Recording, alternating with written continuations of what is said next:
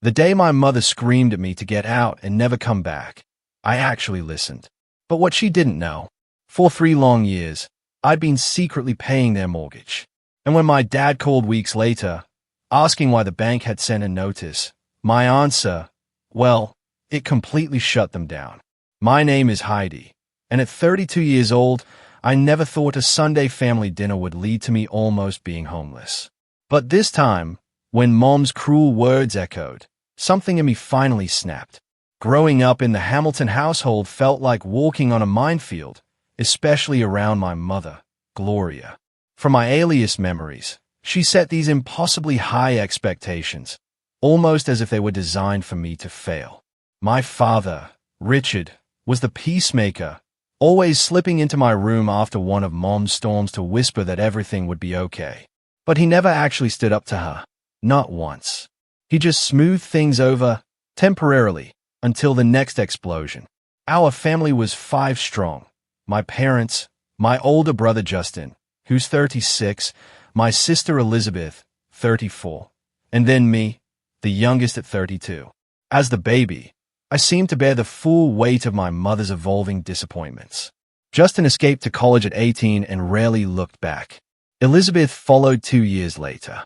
That left me, alone with my parents through my entire senior year of high school, absorbing the full, brutal force of my mother's critical nature. Every achievement I made was measured against some invisible, constantly shifting standard. I'd bring home a report card with 5 A's and 1 B, and her eyes would lock onto that single B. What happened here? Did you not study enough? Elizabeth never got anything lower than an A-. These comparisons were constant, and they were crushing. Even my friends became battlegrounds. That Olivia girl seems shallow. I don't like how she dresses, Mom would say after meeting someone new. And then, the personal attacks. Why are you wearing those jeans? They make you look heavier than you are. Comments about my appearance started around age 12 and never, ever stopped. The worst fights, though, were always about my future. When I expressed an interest in finance in high school, my mother scoffed. Women don't get taken seriously in that field. You should choose something practical, like nursing. But finance, it fascinated me. The way numbers could tell stories, predict outcomes. So, I secretly applied to business programs, defying her wishes. My father, a regional sales manager for a pharmaceutical company for 28 years, made good money. Enough for my mother to be a stay-at-home mom, even after we were grown. She took immense pride in their 5-bedroom colonial, with its manicured lawn and designer furniture. The house was her domain, her greatest accomplishment, even though she never contributed a single cent financially. I ended up graduating with honors in finance from Cornell University. Still, not quite good enough for my mother, who had wanted Harvard. But I landed a job at a prestigious financial management firm right out of college, working my way up to senior financial advisor by 28. My clients trusted me. My bosses valued me. But at family gatherings, my mother would introduce me with a dismissive wave. This is Heidi. She works with money. As if my career was some frivolous hobby, not worth explaining. It stung, every single time. Then, 3 years ago, everything changed. My father was laid off during a company restructuring. At 59, he struggled to find comparable employment. The severance package was generous, but it wasn't infinite. My mother, however, refused to downsize their lifestyle or even consider getting a job herself. At my age, who would hire me? And we can't leave this house. What would people think? She'd exclaim. I discovered their financial troubles accidentally during a visit home. I found my father at the kitchen table late at night, surrounded by bills, his head buried in his hands. When I asked what was wrong, he broke down. They were 3 months behind on the mortgage, at risk of foreclosure. My heart shattered. Without telling them, I contacted their mortgage company the very next day. I set up automatic payments from my personal account for their $2,200 monthly mortgage. It was a significant chunk of my income, but I had savings, and I lived modestly despite my success. I could afford it, and the thought of my parents losing their home was simply unbearable. I never told them what I had done. My father eventually found part-time work, which he claimed covered their expenses, and I pretended to believe him. Looking back, I should have recognized the signs that something was still terribly wrong. The new credit cards my mother opened, the evasive way my father answered questions about their finances, the increasing, suffocating tension between them. Their house, that 5-bedroom colonial in an upscale Boston suburb, was a symbol. The kitchen, remodeled when I was in high school with granite and stainless steel, just as Mom insisted. The formal dining room with a mahogany table, where we'd gathered for countless holiday meals since childhood. Even my old bedroom, largely untouched since I moved out, a time capsule of lavender walls and academic trophies. Despite the discomfort I felt there, the house held memories. The height marks penciled on the kitchen door frame, the dent in the living room wall from when Justin threw a baseball indoors, the window seat in the front room where I used to read for hours, escaping into stories where families actually liked each other. It was harder to leave than I expected when the time finally came. I visited my parents at least twice a month, despite the knot that formed in my stomach every time I turned onto their street. These visits were primarily for my father. After losing his job, his confidence had crumbled.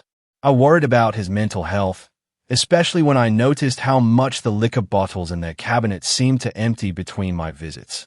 The warning signs were everywhere, intensifying over the past year. My mother's criticism grew more barbed, less disguised as concern. When I brought homemade lasagna for dinner, her favorite, she took one bite and asked if I had used low-fat cheese. Because I can taste the difference, and not in a good way. When I offered to help clean up, she would follow behind me, re-washing dishes I had already done, sighing loudly to make sure I noticed. My father retreated further into himself during these interactions. He would stare at his plate, or suddenly remember something he needed to check in the garage. The once confident man who had coached my soccer team and dominated sales meetings now flinched when my mother's voice rose above a normal speaking volume. He even started keeping a flask in his jacket pocket. I tried everything to rebuild a connection with my mother. I brought thoughtful gifts, a cashmere scarf in her favorite blue, a first edition of a mystery novel she'd mentioned wanting to read. I took her to lunch at expensive restaurants. I even booked a mother-daughter spa day for her birthday, spending $600 on treatments she complained about afterward. The massage was too hard. I told her to ease up, but did she listen? "My back is going to be bruised tomorrow," she'd said as we drove home. And that facial just made my rosacea worse. I don't know why I let you talk me into these things. Nothing worked. Every gesture was met with criticism or suspicion. "Why are you being so nice all of a sudden? What do you want?" she'd asked once, as if kindness could only be transactional. My best friend Sophia saw through my forced cheerfulness when I returned from these visits. One night, over wine in my apartment, I finally broke down and told her everything, including the mortgage payments I'd been making in secret. "Heidi, honey, this is not normal or healthy," Sophia said, refilling my glass. "You are 32 years old, successful, brilliant, and beautiful, and you are being emotionally abused by your mother while bankrolling their lifestyle." "They're my parents," I protested weakly. "What am I supposed to do? Let them lose their house?" "Maybe they should lose the house," Sophia countered, her voice firm. "Maybe they need a reality check. Your mom refuses to work. They won't downsize. And meanwhile, you are sacrificing your own financial future. Where are your boundaries?" I didn't have an answer. In our family, boundaries were seen as selfish, especially when set by children against parents. My mother firmly believed in the honor thy father and mother commandment, selectively interpreting it to mean, do whatever we say without question. The cultural expectation weighed heavily, too. In our community, adult children were expected to care for aging parents. At church, at neighborhood gatherings, the worst thing you could be was an ungrateful child who abandoned family responsibilities. The fact that my parents were only in their early 60s and perfectly capable of supporting themselves with adjustments to their lifestyle seemed irrelevant against the weight of these expectations. So, I continued the visits, the payments, the emotional gymnastics. I started having panic attacks the night before seeing them, my chest tightening until I could barely breathe. My therapist suggested reducing contact, but the guilt was overwhelming. What kind of daughter would I be if I abandoned them now? What I didn't fully recognize then was how my mother's resentment toward me had been growing alongside my success. Each promotion, each client commendation, each financial milestone I reached seemed to deepen her bitterness. She had given up a promising career in real estate to raise children, a fact she reminded us of frequently. Seeing me thrive in my chosen field, unmarried and child-free by choice, contradicted everything she had been taught about a woman's worth and purpose. "When are you going to settle down?" became her constant refrain. Careers are nice, but family is what matters in the end. No one wishes they had spent more time at the office on their deathbed. The irony that she seemed to actively dislike her own family was apparently lost on her. The final warning sign came 2 weeks before everything fell apart. I had stopped by unannounced on a Tuesday evening, bringing dinner from their favorite Italian restaurant. I let myself in with the key they'd given me years ago and heard my mother's voice from the kitchen. "She thinks she's so special with her fancy job and her fancy apartment," she was saying, presumably to my father. "Little Miss Perfect, always showing off. Does she think we don't see right through her?" I froze in the hallway, the paper bag of food growing heavy in my arms. "Gloria, please," my father's voice sounded tired. "She's just trying to help." "We don't need her help," my mother snapped. "We were fine before she started interfering. I raised her better than this, to be so condescending." I backed away silently and left without them ever knowing I had been there. I sat in my car for 20 minutes, shaking, before I could drive home. That night, I called Sophia and cried until my throat was raw. "Next time will be different," I promised myself, as I had countless times before. "Next time, I'll stand up for myself." But old habits die hard, and the fear of confrontation had been conditioned into me since childhood. I didn't know then that next time would be the breaking point for all of us. My father's 60th birthday fell on a Saturday in April. Despite my anxiety after overhearing my mother's comments, I decided to go home for the weekend to celebrate with them. I brought an overnight bag and a carefully wrapped gift box containing a Rolex watch I had spent months saving for. It was the exact model my father had admired in a magazine years ago, saying, "Maybe when I retire." With his job loss, that retirement Rolex had become an impossible dream, and I wanted to give him something special to lift his spirits. The tension was palpable from the moment I arrived. My mother greeted me with a stiff hug and immediately commented on my hair. "Oh, you cut it again." It was finally getting to a nice length. I had actually grown it out for months, but correcting her would only lead to an argument. I had arranged for dinner reservations at an upscale steakhouse my father loved, but my mother vetoed the plan. I already made his favorite pot roast. No need to waste money at those overpriced restaurants. So, we ate at home, at the formal dining table set with the good china that only appeared on special occasions. The conversation was stilted. I asked about their friends, the neighbors, my father's garden. Each topic eventually circled back to some complaint or criticism.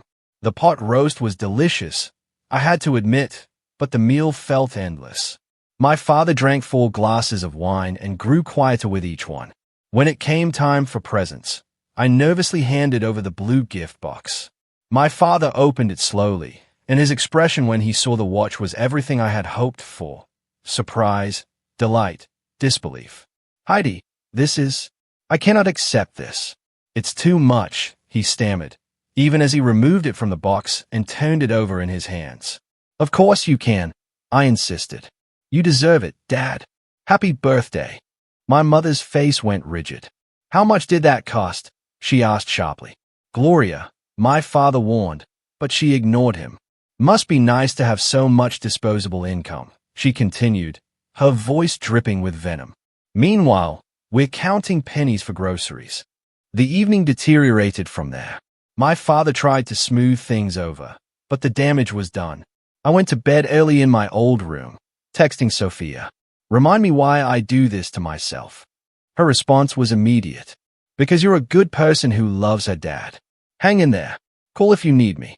The next morning, I woke early and went downstairs to make coffee.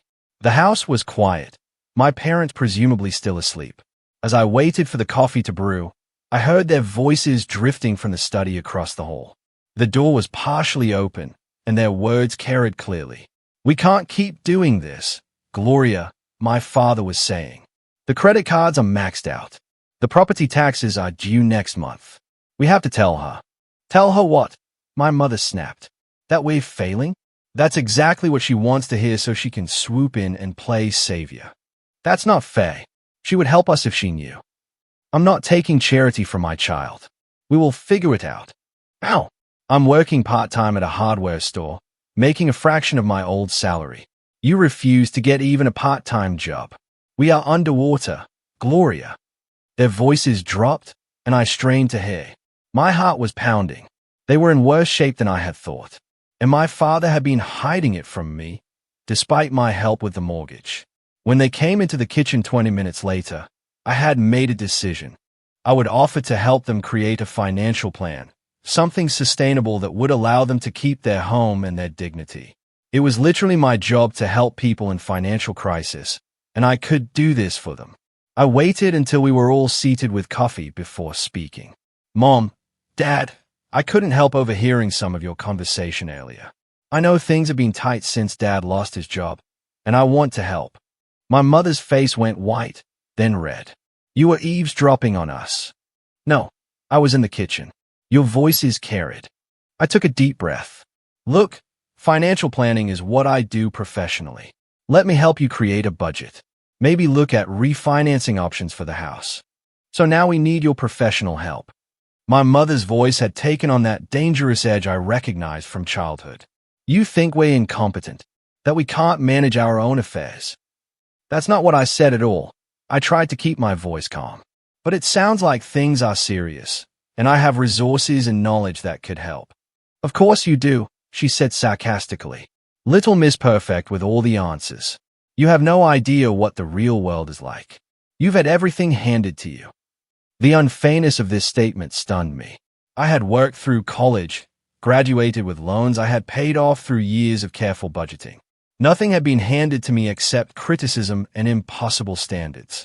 "Mom, that's not true and you know it," I said, my voice stronger than I expected. "I have worked incredibly hard for everything I have, and I'm just trying to help." "We don't need your help," she snapped, "and we certainly don't need your judgment." "It's not judgment, it's concern," I insisted. "Dad just said you're underwater financially. The property taxes are due. Your credit cards are maxed out. These are serious problems. Problems that are none of your business," she said, slamming her coffee cup down. "This is between your father and me." My father sat silently, staring into his coffee cup. His new Rolex gleamed on his wrist, an ironic symbol of prosperity we all knew was an illusion. "Dad," I said softly, "please say something." He looked up, his eyes tired.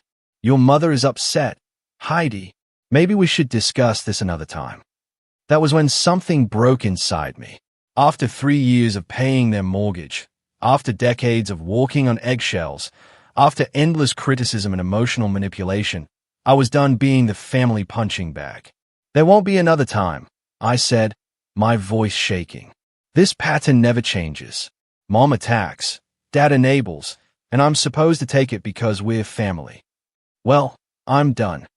My mother stood up so quickly, her chair tipped backward.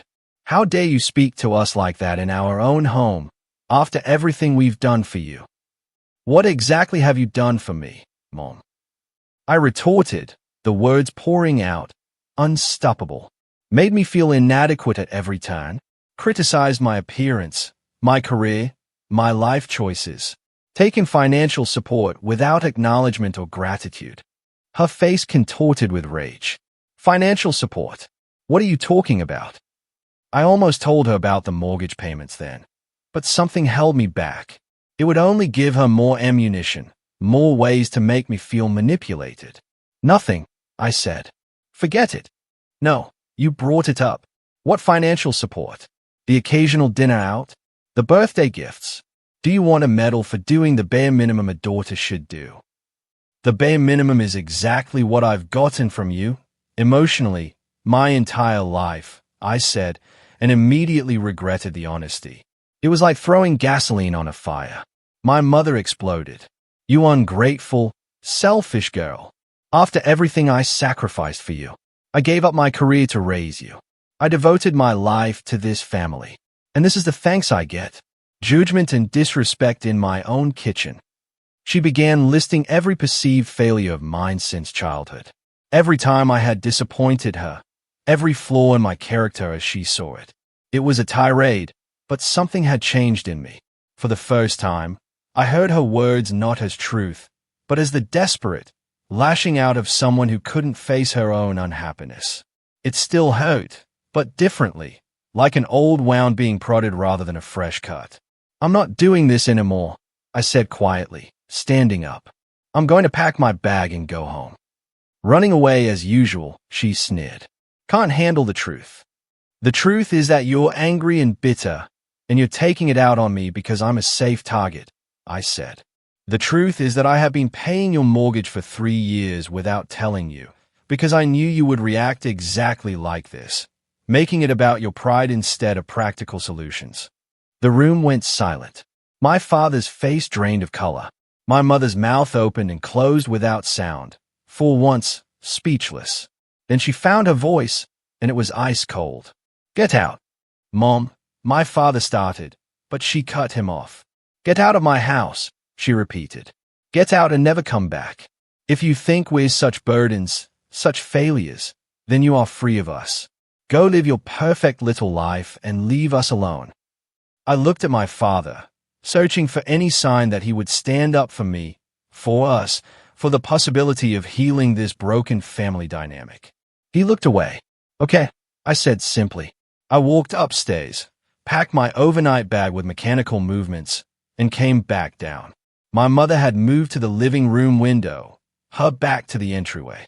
My father stood helplessly in the hallway. "Heidi, she doesn't mean it," he whispered. "Give her time to calm down." "She means it," I said. "And for once, I'm going to take her at her word." I walked out the front door, closing it quietly behind me. As I drove away, I glanced in the rearview mirror at the house where I had grown up, never suspecting it would be the last time I saw it as someone welcome there. The 40-minute drive from my parents' suburban home to my apartment in the city passed in a blur. My hands gripped the steering wheel so tightly my knuckles turned white. I didn't cry. I didn't scream. I just drove, numb and hollow, as if someone else was controlling my body. When I arrived home, I sat in my parked car for nearly an hour, unable to summon the energy to go inside. Finally, my phone buzzing with a text from Sophia broke the trance. "How's the birthday weekend going?" "Surviving." I called her immediately, and to my surprise, my voice was steady as I recounted what had happened. It was only when I reached the part about my mother's final words that my composure cracked. "She told me to get out and never come back," I said. And then the tease came, hot and relentless. "And I left, Sophia. I just left." "Where are you now?" she asked, concern evident in her voice.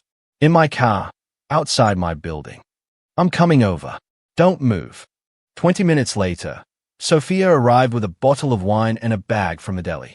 She took one look at me, still sitting in my car, and opened the passenger door, sliding in beside me. "First hug, then food, then wine, then we figure this out," she said, pulling me into her arms. I spent that night on Sophia's sofa, unable to be alone with my thoughts. The next day was Sunday, and she called in sick to her job on Monday to stay with me. By Tuesday, I had to return to work, though I was barely functional. I went through the motions with clients, my professional mask firmly in place, but inside, I was unraveling. My father called several times that first week. I let each call go to voicemail. His messages were vague. "Please call me back. Heidi, we need to talk." No apology, no acknowledgement of what had happened, just a request for me to once again be the bigger person, to smooth things over as I had done my entire life. There were no calls from my mother. After 10 days of emotional limbo, I made an appointment with a financial advisor colleague to discuss my own situation. I had been paying $2,200 monthly toward my parents' mortgage for 3 years, totaling nearly $80,000. Money I could have put toward my own home, my retirement, or simply enjoying the fruits of my hard work. Legally, you have no obligation to continue these payments, my colleague Diane advised. The mortgage is in their names. You are not a co-signer. You have been making a gift, essentially. What will happen if I stop? I asked. They will receive notices of non-payment. Eventually, if they cannot make the payments themselves, foreclosure proceedings could begin. But Heidi, that is not your responsibility. I decided to stop the automatic payments immediately. It was both terrifying and liberating, like cutting a cord that had both connected and constrained me. The next step was finding my own place to live, a permanent home rather than the series of rentals I had occupied since college.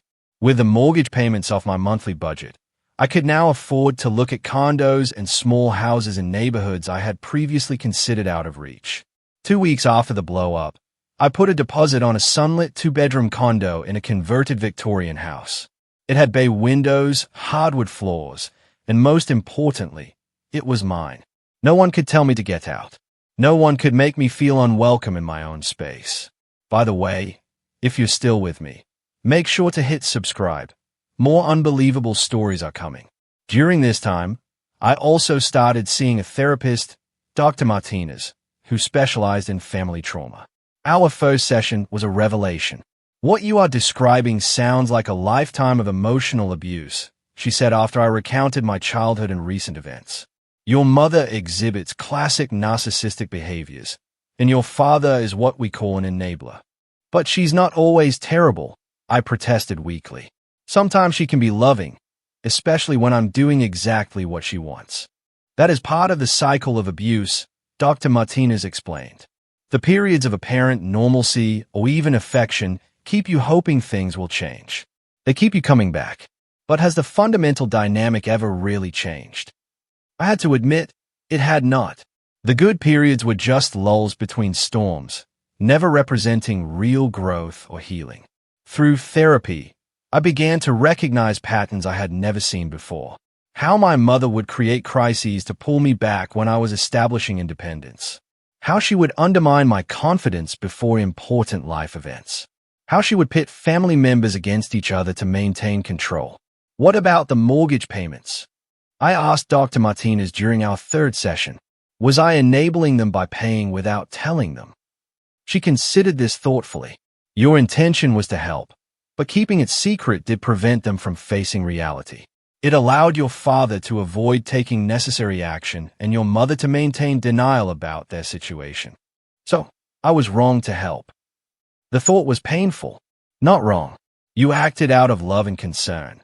But sometimes helping can hurt in the long run. True help would have been working with them to develop financial independence, not creating financial dependence. The hardest part of those weeks was learning to sit with guilt without acting on it. When I would think about my parents possibly losing their home, my instinct was to rescue them, to sacrifice my own well-being to preserve theirs. Dr. Martinez helped me see this as a conditioned response, not a moral obligation. Your parents are adults who made their own choices, she reminded me. Your father chose not to find adequate employment after his job loss. Your mother chose not to work or adjust their lifestyle. These were choices, not circumstances thrust upon them. Gradually, the panic attacks subsided. I slept through the night more often. I stopped checking my phone constantly for messages from my father. I began to embrace the possibility that life could be different, that I could love my family without being consumed by them. I threw myself into making my new condo a home. I painted the walls colors my mother would have hated, a deep teal in the living room, a sunny yellow in the kitchen. I bought furniture that suited my taste, rather than what would impress others. I created a home office where I could work on personal financial projects, including a revised retirement plan now that I had an extra $2,200 monthly to invest. Through it all, there was a lingering sadness. Despite everything, I loved my parents. I missed the father who had taught me to ride a bike, who had slipped me extra allowance for books, who had been proud of me before my mother convinced him not to be. I even missed the mother who, in rare moments of connection, would share stories of her own childhood dreams or laugh genuinely at a shared joke.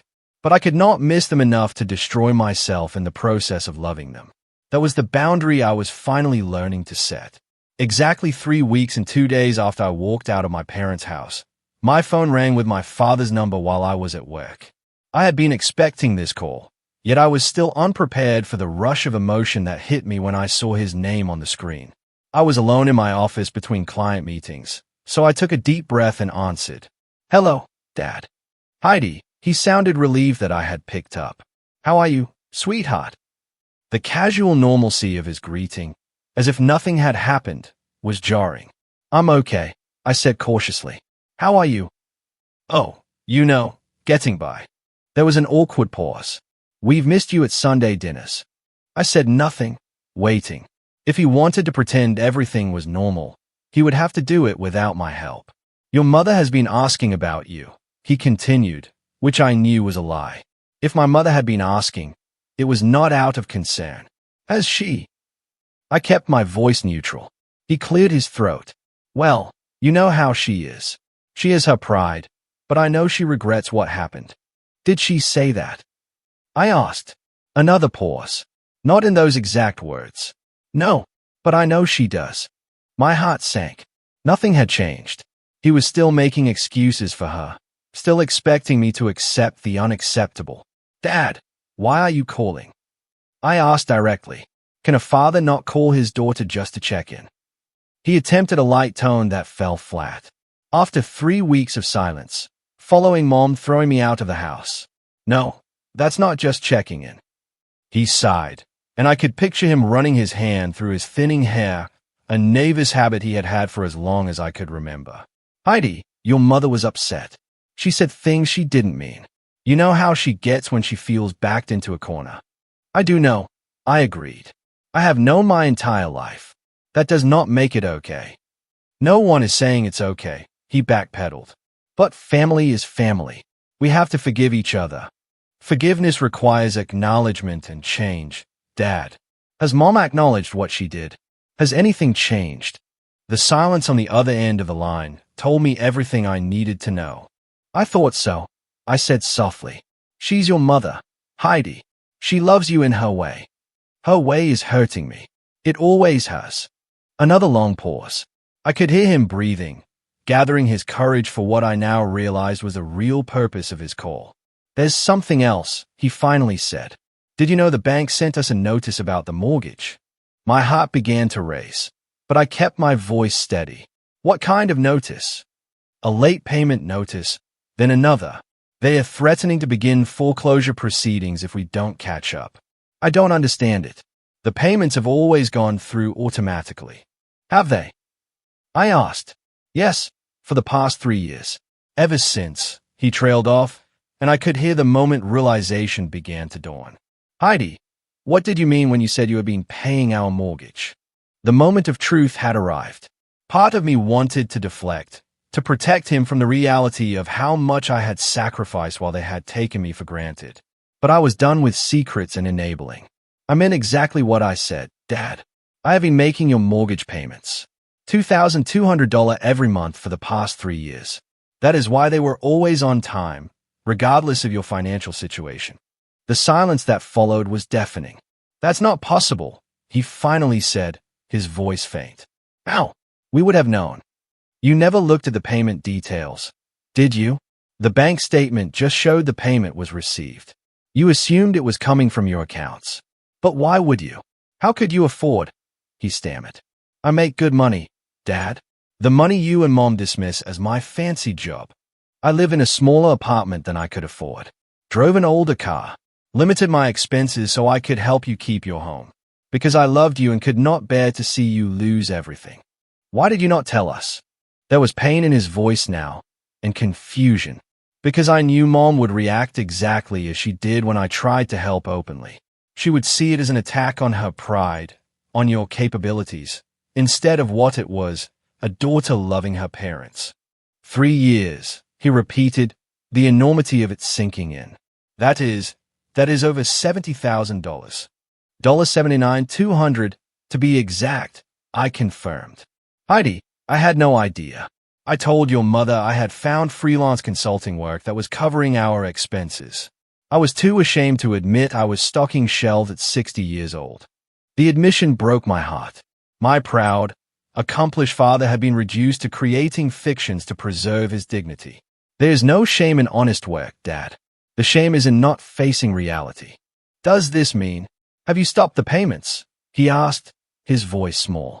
Yes, I said simply. When Mom told me to get out and never come back, I took her at her word.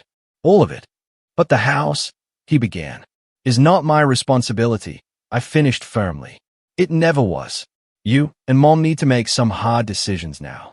Sell the house you cannot afford. Get jobs that cover your actual expenses. Create a sustainable retirement plan. All things I offered to help with before Mom threw me out. She will never agree to sell, he said, panic edging into his voice. Then she needs to get a job, or you need to find better paying work, or both. But Dad, I cannot keep setting myself on fire to keep you warm. I understand, he said, though I was not sure he did. What you did for us. I don't know what to say. You don't need to say anything. But I do need you to understand that things have to change. I am not coming back to the old dynamic. I'm not going to be the family scapegoat anymore. Of course not, he agreed quickly. I will talk to your mother. I will make her understand. I almost laughed at the idea that he could make my mother understand anything she did not want to acknowledge. Good luck with that, I murmured. Could we meet to talk about all this in person? He asked hopefully. I considered refusing. The thought of facing either of them again so soon made my stomach clench. But I also knew that written boundaries were clearer than unspoken ones. Not at the house, I said firmly. I will meet you at Riverside Cafe on Thursday at noon. Just you, not Mom. I'm not ready to see her yet. He agreed quickly, thanking me repeatedly before we hung up. After the call ended, I sat at my desk, shaking. I had finally told the truth, and the world had not ended. In fact, for the first time in years, I felt like I could finally breathe.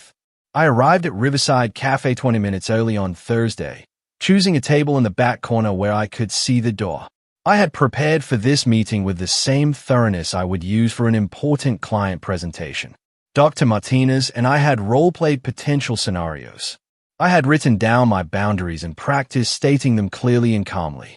Remember, you are not responsible for their emotions or reactions, she had advised during our emergency session the day before. You are only responsible for communicating your own needs and limits with clarity. My father arrived exactly on time, looking like he had aged years in the few weeks since I had seen him.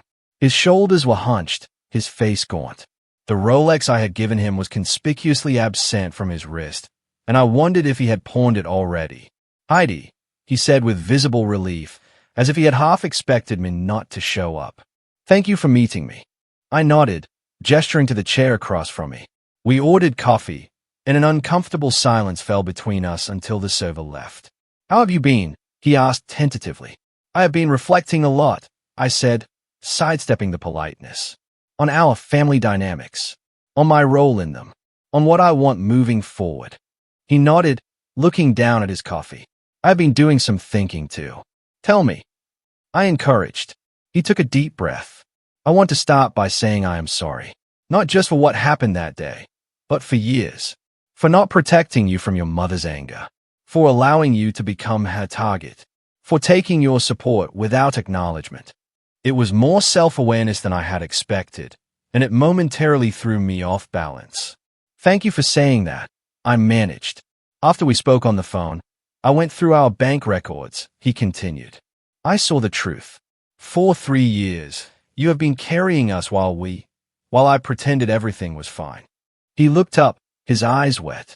I feel ashamed, Heidi, deeply ashamed. I didn't tell you about the payments to make you feel ashamed, I said. I did it because I love you and wanted to help. I know that makes it worse, somehow. He wiped at his eyes with a napkin. A father should provide for his children, not the other way around. At least, not when the parents are still able-bodied and capable. It's not about gender roles or traditional expectations, Dad. It's about honesty and reciprocity. I would have gladly helped you if you had been honest about your situation, and if that help had been met with gratitude instead of hostility. He nodded, accepting this. Your mother and I have had some difficult conversations since your call. I can imagine, I said dryly. She didn't believe me at first about the mortgage payments. She accused me of making it up to manipulate her. He sighed. I had to show her the bank statements, the dates of the payments, the account number they came from. And she cried. He said simply, I haven't seen your mother cry in years, not since her father died. I was not sure how to feel about this. Part of me, the wounded child inside, felt vindicated. Another part felt sad that it had come to this. Did she say anything about how she treated me? I asked. He hesitated. She's struggling with that part. She feels humiliated, which makes it hard for her to acknowledge her behavior. Her humiliation does not erase my hurt, I said firmly. No, it does not, he agreed. Which is why I asked her to come here today, to apologize to you herself. My heart jumped. You what? I told you I was not ready to see her. I know, and I'm sorry, but I thought if you could just hear her out. The cafe door opened then, and my mother walked in. She spotted us immediately and headed toward our table. I felt like I could not breathe, trapped between my boundary and the approaching confrontation. You ambushed me, I said to my father, my voice low and angry. I am sorry, he repeated helplessly. I thought it would be better this way. My mother reached our table, standing awkwardly beside it. She looked different, smaller somehow. Her normally perfect hair was pulled back in a simple ponytail, and she wore minimal makeup. Like my father, she seemed to have aged rapidly. Hello, Heidi, she said, her voice uncharacteristically subdued. I didn't invite her to sit. Dad told me you were coming, despite my explicit request to meet with him alone. She flinched at my tone. Yes, I needed to see you. Why? She glanced at my father, who nodded encouragingly. May I sit down? I considered refusing, but causing a scene in the cafe would only make this more difficult. Fine. She took the third chair at our table, perching on the edge as if ready to flee. We sat in tense silence until the server returned to take her order. She asked for water only, her voice barely audible. After the server left, she took a deep breath. Your father showed me the bank records about the mortgage payments. I said nothing, waiting. I didn't know, she continued. All this time, I thought we were managing. I thought Richard's freelance work was covering our expenses. I had no idea you were, she trailed off, unable to finish. Paying your mortgage, supporting you, being the adult in the relationship. I supplied coldly. She flinched again. Yes. Would it have mattered if you had known? Would you have treated me any better? Her eyes widened at my directness. I don't know. I'd like to think so. At least, it was honest. Well, now you know. And now it has stopped. Yes, she said quietly. The bank has given us 30 days to catch up on the payments, or they will begin foreclosure. That is not my problem anymore, I said, the words feeling both cruel and necessary. No, it is not, she agreed, surprising me. We are looking at options. Richard has applied for better-paying jobs. I have an interview tomorrow at a real estate office as a receptionist. This was unexpected. My mother had not worked since before I was born. Her identity was wrapped up in being a homemaker, maintaining the perfect house, and hosting the perfect dinner parties. That is a start, I acknowledged, but it will not be enough to keep the house. I know, she said, and there was defeat in her voice. We have contacted a realtor. She is coming next week to assess the property. I looked at my father, who nodded confirmation. It is the only sensible option, he said. We should have done it 3 years ago when I lost my job. Yes, you should have, I agreed. My mother twisted her hands in her lap. Heidi, I know an apology is not enough. What I said to you that day, and many days before it, there is no excuse. No, there is not, I said, still not ready to make this easy for her. I was cruel to you. I have been cruel to you for years. Her voice broke. I told myself it was for your own good, that I was pushing you to be your best. But the truth is, I was jealous. This admission stunned me into silence. I gave up my career to raise you children. It was what women of my generation were expected to do. I don't regret having you, but I regret losing myself in the process. And when you became so successful, so independent, doing exactly what I had given up, She shook her head. It was easier to criticize you than to face my own regrets. It was the most self-aware thing I had ever heard my mother say. Part of me, the wounded child inside, wanted to embrace this moment of vulnerability, to rush toward reconciliation. But the wiser part, the part that had been working with Dr. Martinez, knew that one moment of clarity did not undo decades of damage. I appreciate your honesty, I said carefully, but I need you to understand that our relationship cannot go back to what it was. I will not be your emotional punching bag anymore. I will not sacrifice my financial security for your comfort. I will not accept criticism disguised as concern. I understand, she said quietly. Do you? Because these are non-negotiable boundaries for me now. If you cannot respect them, then we will not have a relationship at all. My father reached across the table toward my hand, but stopped short of touching me. We want to do better, Heidi. Both of us. We want to rebuild what we have broken if you will give us that chance. I looked between them, these flawed human parents of mine. I cannot make any promises right now. I am still processing everything that happened, not just that day, but throughout my life. I need time and space. Of course, my father said quickly. Whatever you need. And I want you both to consider therapy, I added. Individually and as a couple. There are issues here that go beyond money. My mother's mouth tightened reflexively, but she nodded. If that is what it takes. It is a start, I said. As for the house situation, I cannot and will not resume payments, but I can help you create a financial plan for downsizing. I can connect you with resources for job searching. I can advise you on retirement options. That is what I can offer. That is more than we deserve, my father said softly. It is not about deserving, I replied. It is about what I am willing and able to give while maintaining my own well-being. We talked for another hour, more practically now, about house values in their neighborhood, about my father's resume and interview skills, about what size home they could realistically afford on their reduced income. It was the most adult conversation we had ever had, with no emotional manipulation, no tears, no guilt trips. As we prepared to leave, my mother hesitated, then asked, "Would it be all right if I called you? Just to check in occasionally." "Text first," I said. "Ask if I have time to talk. Respect if I say not right now." She nodded, accepting this boundary. "I will." We parted without hugs or promises, just a tentative acknowledgement that something new might be possible, even if the old was irrevocably gone. As I drove home, I felt lighter than I had in weeks.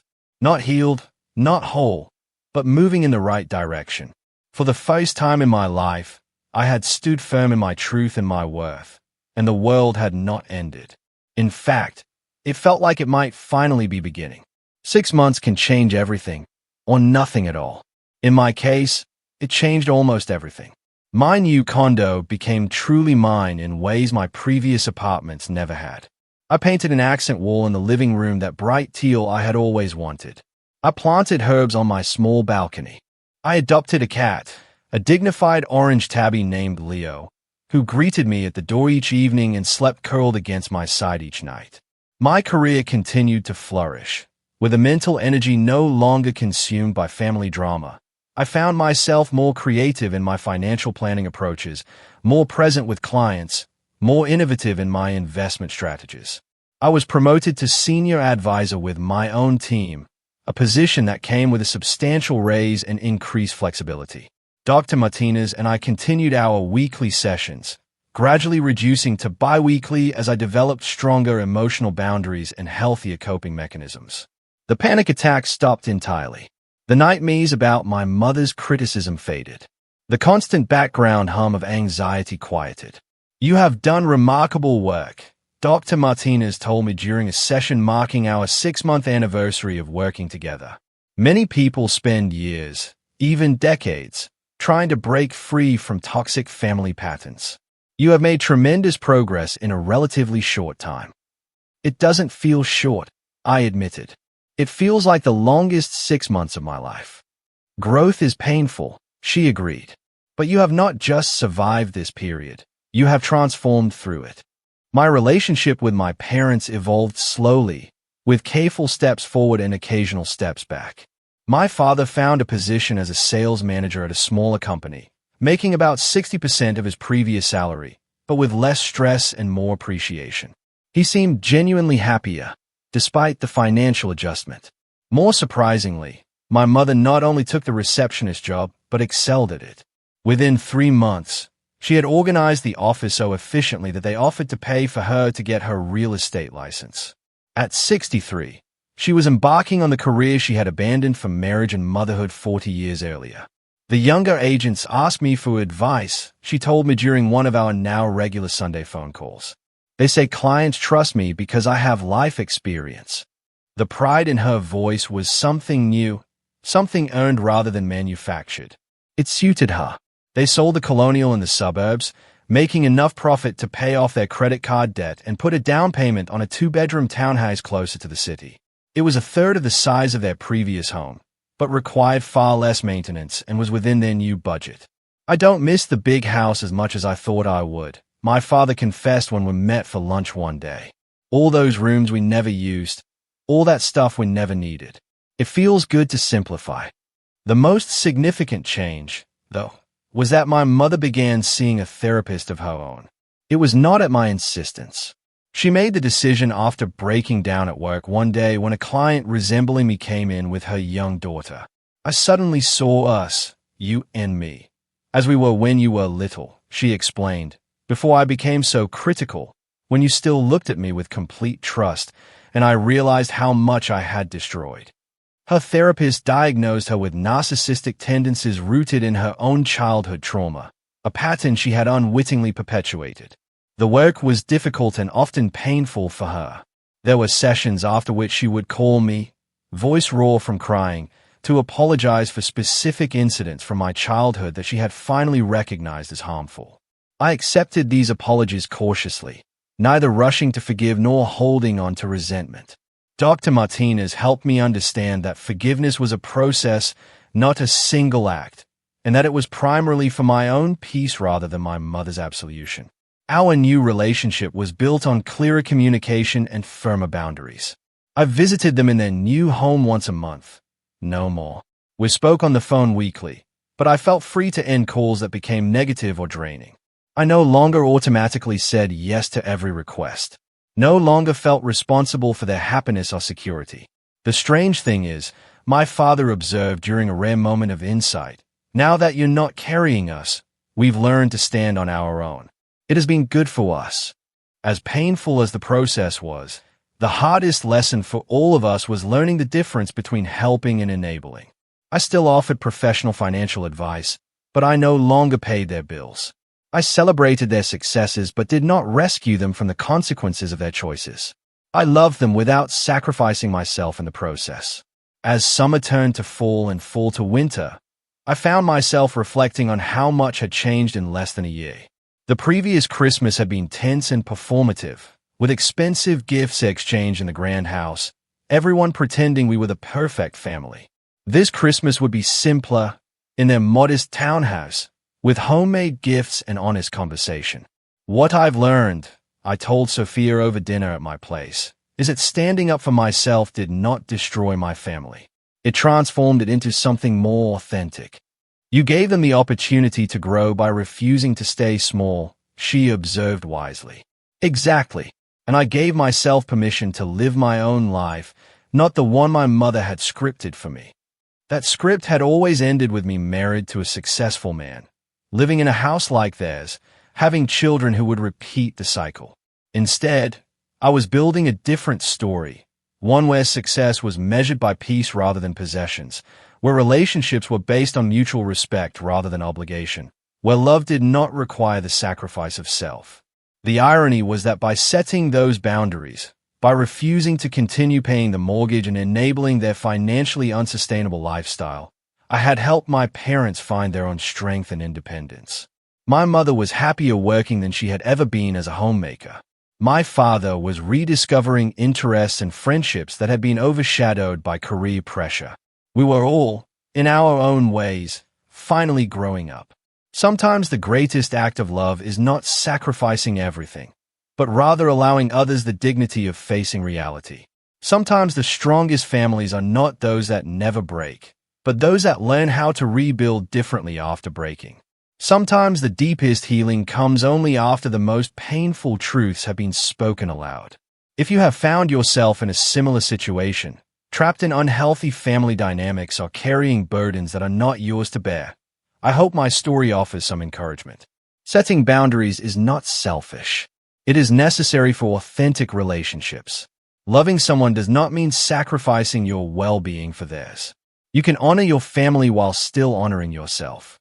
I would love to hear about your experiences with family boundaries or financial independence in the comments below. Has anyone else discovered that stepping back actually helped their loved one step up? Your story might be exactly what someone else needs to hear today. Thank you for listening. And remember, true love uplifts rather than diminishes. Take care of yourselves and each other.